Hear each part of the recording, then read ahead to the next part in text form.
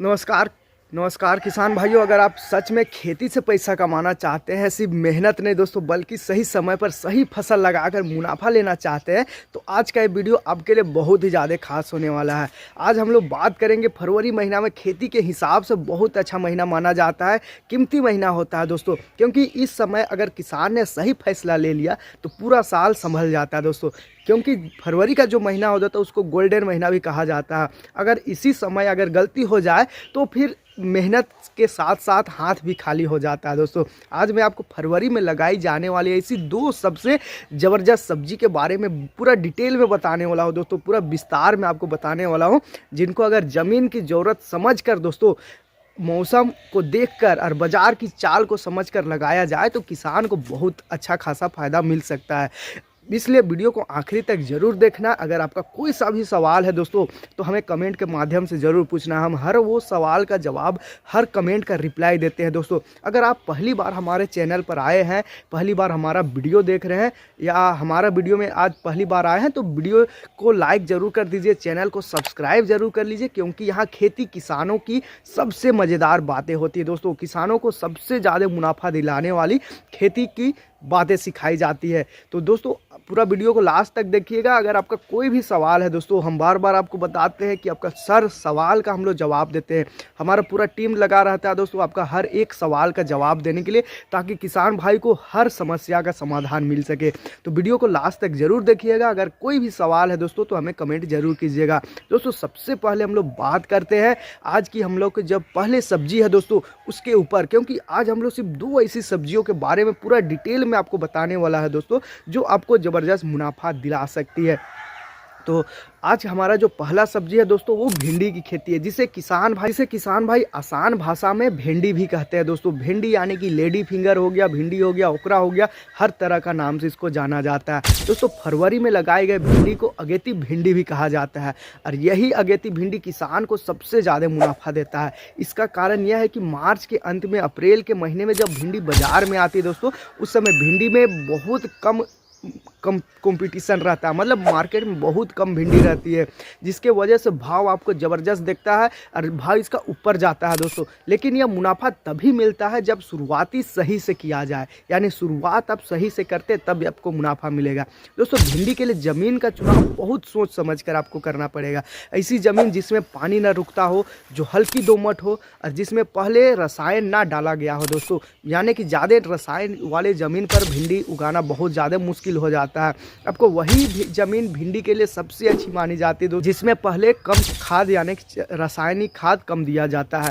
बहुत से किसान भाई जल्दी मुनाफा के चक्कर में खेत को ठीक से तैयार नहीं करते हैं, बस एक बार जुताई करके बीज डाल देते हैं, लेकिन बाद में वही खेत दोस्तों बीमारी का घर बन जाता है। इसलिए भिंडी लगाने से पहले दोस्तों आपको खेत को कम से कम दोस्तों आपको 3 से 4 बार अच्छी और गहरी जुताई करना है, ताकि पूरा जो आपका खेत है वो भुरभुरा बन सके। और आखिरी जुताई के समय दोस्तों आपको सड़ी हुई गोबर की खाद डाल देना है, और फिर उसके बाद ज़मीन में पूरा खाद को फैला करके फिर से आपको जुताई कर देना है, ताकि ज़मीन में जान आ जाए दोस्तों, जिससे कि आपका जो भिंडी है वो जब डालेंगे बीज को तो अंकुरन ज़बरदस्त हो और उससे उत्पादन भी ज़बरदस्त निकले, यानी कि फूल ज़्यादा आएगा दोस्तों, तब जा करके आपका उत्पादन ज़्यादा निकल पाएगा दोस्तों। फरवरी के मौसम में दिन में गर्म और रात में ठंडा रहता है, लेकिन ऐसे समय अगर बीज मजबूत नहीं हो तो अंकुरन कमज़ोर हो जाता है दोस्तों। इसलिए बीज को उपचार करना कभी हल्के में नहीं लेना चाहिए। हम हर वीडियो में आपको बताते हैं दोस्तों, हर वीडियो में हमको समझाने की कोशिश करते हैं कि जो भी आप बीज लगा रहे हैं, या भिंडी लगा रहे हैं, या लोबिया गोदी लगा रहे हैं, या लौकी लगा रहे हैं, कोई भी सा भी आप फसल लगा रहे हैं दोस्तों, उसको आपको जर्मिनेट करने के लिए, आपको उसको शुरुआत में मजबूत बनाने के लिए दोस्तों उसको उपचार करना बहुत ज़्यादा ज़रूरी है। उपचार करने से बहुत सारे फायदे हो जाते हैं। एक तो उसमें फफूंदी नहीं लगता है, दूसरा दोस्तों जब कीड़ा उसमें लगता है, यानी कि जब वो जर्मिनेशन होकर जब पहला पत्ती जब निकलता है या फिर अंकुरन जब निकलता है, उस टाइम पर कीड़ा उसको नहीं काट पाता है, क्योंकि उसमें उपचार किया रहता है दोस्तों। बीज को गोमूत्र में भिंगो करके या फिर ट्राइकोडर्मा में या फिर गुनगुने पानी में भिंगो करके दोस्तों आपको उपचार करना है। पौधे उपचार करने से शुरुआत से ही मजबूत बनता है दोस्तों, और बाद में जो पीला मोजेक जैसी बीमारी इसमें कम लगती है। भिंडी की बुआई करते समय आपको दोस्तों लाइन से लाइन और पौधे से पौधे की दूरी का ध्यान रखना बहुत ज़्यादा जरूरी है, क्योंकि अगर पौधे आपस में सट गए तो हवा नहीं मिलेगी और कीट रोग जल्दी उसमें फैल जाते हैं दोस्तों। एक पौधा में आया तो दूसरे पौधा में भी पहुंच जाता है।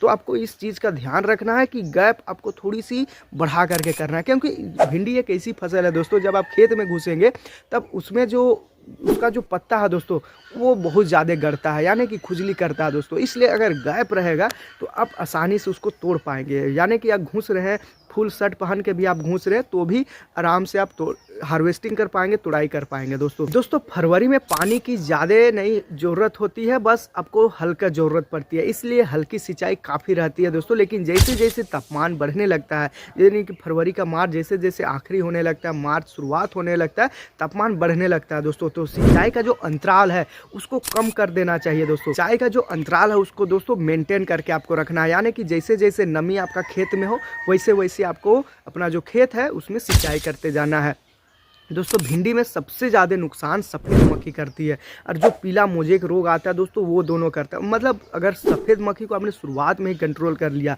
तो आप रोग से निकल जाएंगे दोस्तों।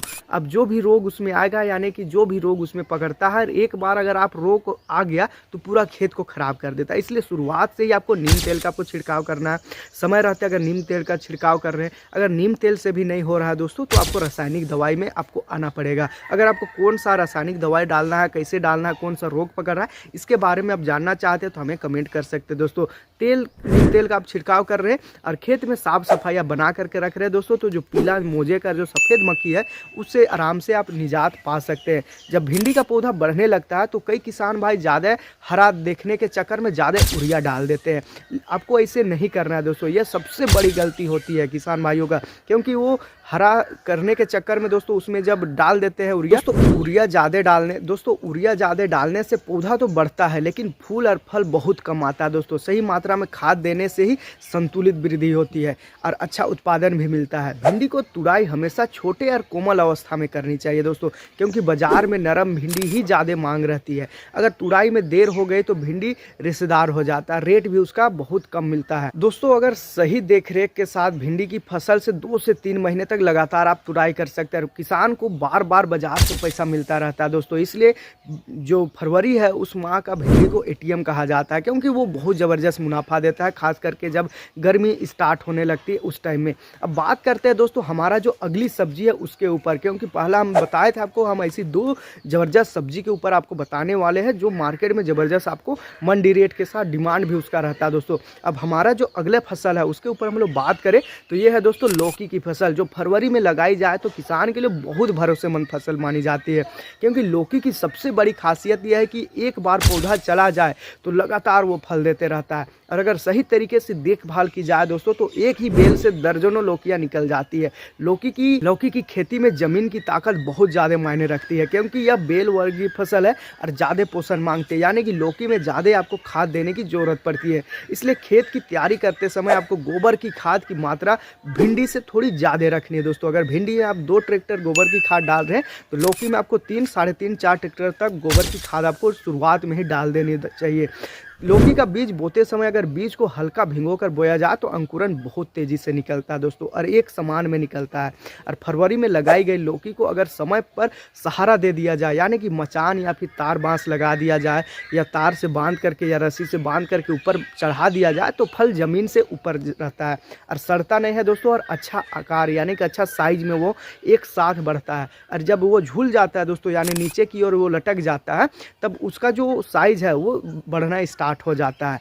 लौकी में कई बार किसान शिकायत करते हैं, कमेंट करते हैं कि फूल बहुत आ जाता है लेकिन फल नहीं बनता है, तो हम इसका कारण आपको बताना चाहेंगे दोस्तों। इसका एक ही कारण है, वो है परागण की कमी।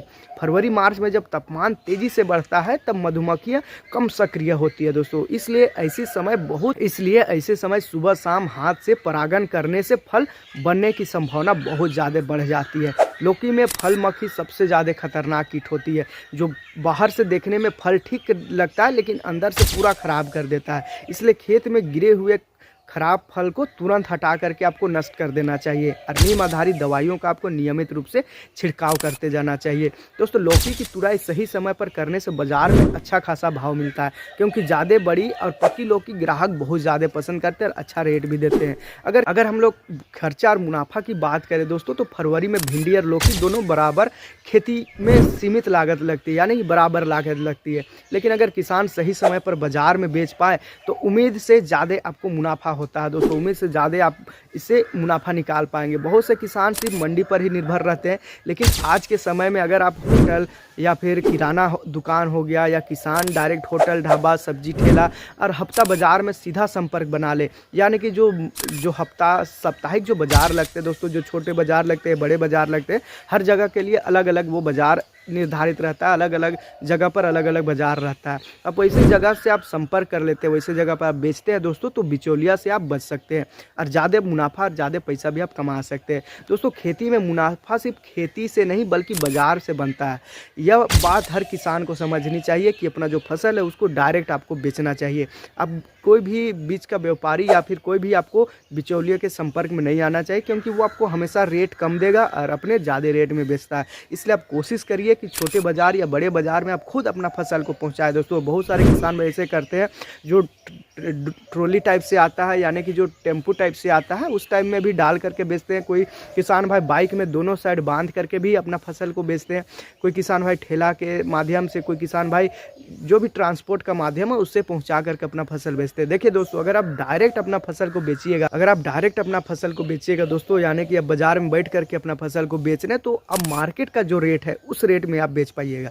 और यही जगह पर आप दूसरे व्यापारी को अगर आप अपना फसल दे देते हैं तो वो आधे दाम में आपको देता है, यानी आधा दाम वो रखता है, आधा दाम आपको देता है, जिससे आपका नुकसान बहुत अधिक हो जाता है। इसलिए आप कोशिश करिए कि जो भी व्यापारी आप अगल बगल में है उनके जगह पर आप बाजार संपर्क करिए और बाजार में जा करके बेचें, जिससे आपको ज़बरदस्त रेट मिलता है दोस्तों। तो किसान भाई, अगर आप फरवरी महीने में इन दो सब्जियों की खेती पूरे मन और सही जानकारी के साथ करते हैं तो यकीन मानिए आपकी मेहनत बेकार नहीं जाएगी दोस्तों।